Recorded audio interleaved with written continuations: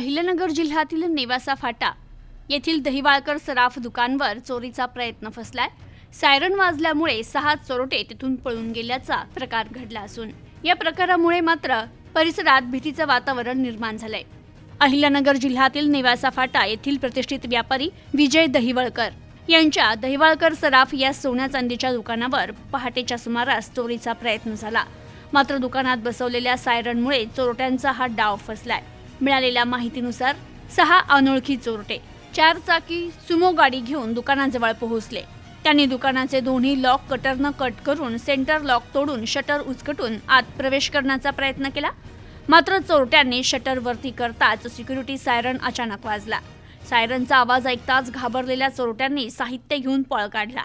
अवघ्या 2 मिनिटातच चोरट्यांनी केलेल्या या चोरीच्या धाडसी प्रयत्नामुळे व्यापारी मात्र भयभीत झाले आणि आता नेवासा पोलिसांकडे हे चोरटे पकडणं एक मोठं आव्हान बनलंय। घटनेची माहिती मिळताच नेवासा पोलीस घटना ठिकाणी दाखल झाले।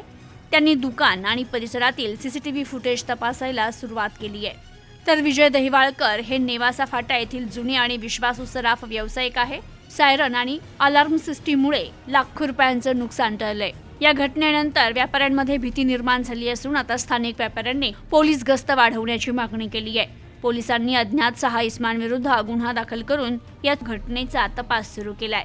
प्रतिनिधी ज्ञानेश सिन्नरकर, न्यूज टुडे 24, नेवासा, अहिल्यानगर।